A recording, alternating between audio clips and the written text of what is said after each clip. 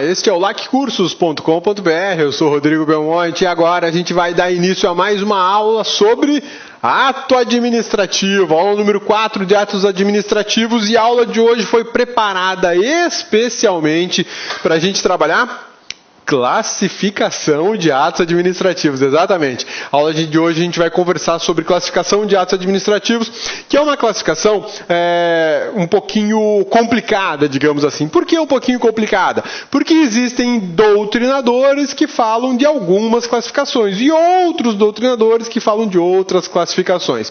O Cabeça fez o seguinte, fez um apanhado geral das mais frequentes em provas e jogou nessa aula. Então nós vamos ter classificação aqui de diversos doutrinadores para poder atingir um número maior de classificações e te deixar mais preparado para a prova de concurso público, te deixar mais afiado, faca na caveira para responder questões sobre classificação de atos administrativos. E o interessante é que essas classificações elas não têm uma finalidade só de decoreba.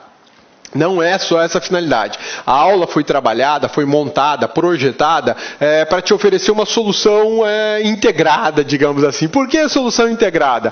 Além de você observar a classificação, conhecer conceitos, a ideia é te ligar ao ponto que isso diz respeito na matéria, ao ato administrativo em si, ao processo administrativo, o exemplo desse tipo de ato numa licitação, num concurso público, porque aí você vai fazendo a associação e vai integrando o conhecimento, e essa agregação é fundamental para o seu estudo, tá? Belezinha? Vamos lá? Vamos conversar então sobre a classificação dos atos administrativos. Isso aqui é teoria pura de direito administrativo. Vamos lá?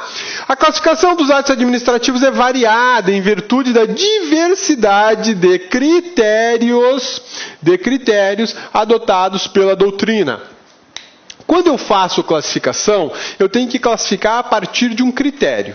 Sim, a partir de um critério. A classificação, ela exige isso, ela exige um critério a ser utilizado para você classificar alguma coisa. Então eu posso classificar por gênero, por exemplo. No mundo real, por gênero, masculino, feminino. Posso classificar por tipo, né? Por um tipo, sei lá, plástico, metal. Posso classificar, fazer uma classificação por vontade. Olha só que bacana. Vontade. Bilateral, unilateral. O que é isso aqui, ó? Isso aqui são critérios. Qual é o critério que eu vou utilizar para classificar atos administrativos? Aí vem a ciência do direito administrativo e estabelece os critérios que vão ser utilizados. Por exemplo, vontade, execução, critério para classificar ato administrativo. Isso é extremamente importante para a nossa aula e a gente vai ver agora. Vamos lá? Olha só. Vamos apresentar as classificações mais utilizadas. Classificação segundo a vontade. Eu estou levando em consideração a vontade, meu critério de classificação, de seleção é a vontade, o que esse ato vai produzir, qual que é o interesse que ele está trazendo com ele. Então, por conta da vontade, eu tenho atos simples, atos complexos e atos compostos. Classificação segundo a validade do ato. Aí eu tenho o ato válido, o ato nulo, o ato anulável e o ato inexistente. São classificações. Classificação segundo a execuibilidade. Como é que eu posso executar esse ato? Como é que eu posso pôr esse ato em prática? Né? Que uma coisa é eu produzir o ato, ele fica lá bonitão no papel. A outra é eu levar ele para a realidade e fazer ele rodar. Né? E aí eu tenho atos perfeitos, imperfeitos, pendentes e os consumados. Extremamente importante isso. Essas são algumas classificações que o Cabeça adotou para trabalhar a primeira parte dessa aula. Na segunda parte da aula, a gente vai ver umas outras classificações que também caem em prova, comumente caem em prova. Meu amigão, fica tranquilo, respira fundo, que agora a gente vai falar de cada um desses conceitos e exemplos, conceitos e exemplos, conceitos e exemplos para fixar. Fixou? É um abraço. Aí a gente vai para a alegria, né? Olha lá. Ato simples. O que eu tenho como ato simples? É ato emanado por um único órgão. Marca isso, dá um destaque aí, tá? Essa é a grande diferença. O ato simples, ele foi praticado por um único órgão. É o ato da Polícia Federal, é o ato do Ministério da Fazenda, é o ato do Ministério Público, é o ato do Judiciário, é o ato do Congresso Nacional, ou do Senado, ou da Câmara dos Deputados. É o ato da Presidência da República, da Governadoria ou do Prefeito. É um só órgão está se manifestando. É a vontade de um só órgão que está sendo emanada por aquele ato público, tá? Então, olha só que bacana. Esse ato público, que é classificado como ato simples, ele pode ser um ato unipessoal ou colegiado. Ele pode ser um ato unipessoal ou colegiado. Ato unipessoal, um único agente. Ato colegiado, decisão de um consenso, de um conselho, por exemplo. É um grupo que dá o ato. Ô, cabeça, tá difícil, hein? Tá difícil, cabeça. Vamos lá, vamos desenhar que aí vai ficar mais fácil. Olha só. Ato simples. Então tá bom. Olha um ato simples. IBAMA. O IBAMA vai praticar um ato simples. Um ato simples praticado pelo IBAMA. Nomeação. Nomeação. Quem que fez a nomeação do servidor? Presidência do IBAMA. Autarquia Federal. Ato simples, nesse caso, unipessoal. Legal, né? Vamos fazer agora um ato que não é unipessoal, ele é colegiado. Vamos pensar aqui num grupo de trabalho de fiscalização ambiental. E esse grupo de trabalho de fiscalização ambiental vai dar um ato que vai ser, sei lá, vai lavrar um auto de infração. Um auto de infração. Esse grupo de trabalho foi até uma fazenda e verificou que há um desmate ilegal, ou que a fazenda está em terra indígena, ou que a fazenda desmatou Parque Nacional. Beleza, ato de um grupo. Isso aqui é um grupo. Então esse ato é um ato colegiado. Poderia ser um ato de um conselho, né? Conselho do IBAMA. Ao invés de grupo de trabalho, podia trabalhar com a ideia de conselho. Ato simples. Continua sendo o mesmo órgão, IBAMA. A grande diferença é que o ato simples praticado pelo IBAMA, foi praticado exclusivamente pelo presidente. Olha só. Nomeação. Quem praticou? Presidente do IBAMA. O outro, vou dar, sei lá, uma decisão recursal ambiental. Quem que deu essa decisão? Foi o Conselho de Recursos do IBAMA. Aqui, unipessoal. Só o presidente do IBAMA. Aqui, colegiado. Só o Conselho Recursal do IBAMA. Mas tudo isso saiu de um único órgão. IBAMA. Ou seja, único órgão, ato simples. É um ato simples que pode ser unipessoal ou um ato simples que pode ser colegiado. Belezinha? Mas continua sendo ato simples. Então aqui, ó, ato simples.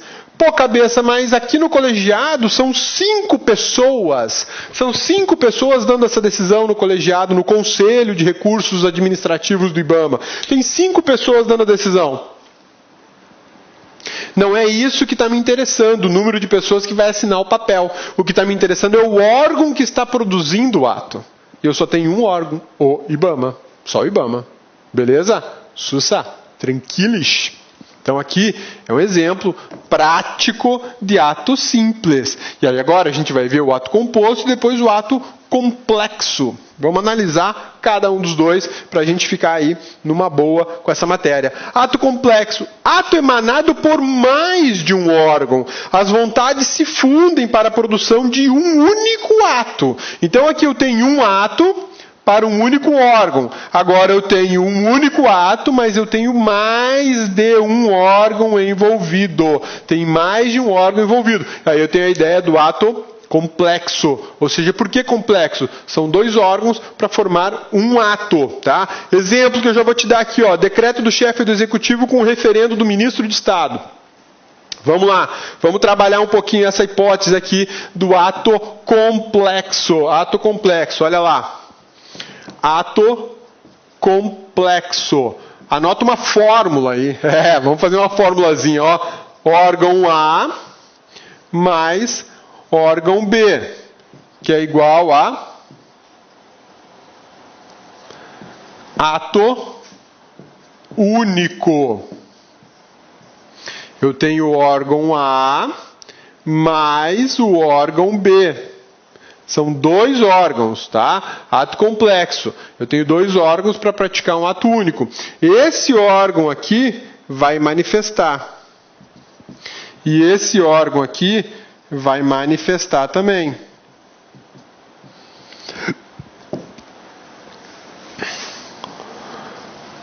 Quando você tem um decreto presidencial, por exemplo, decreto presidencial, você tem lá a assinatura. Nessa assinatura consta presidente da República e consta lá ministro de Estado. Ô cabeça, são duas pessoas do mesmo órgão. Opa, duas pessoas do mesmo órgão? Como é isso? Me explique.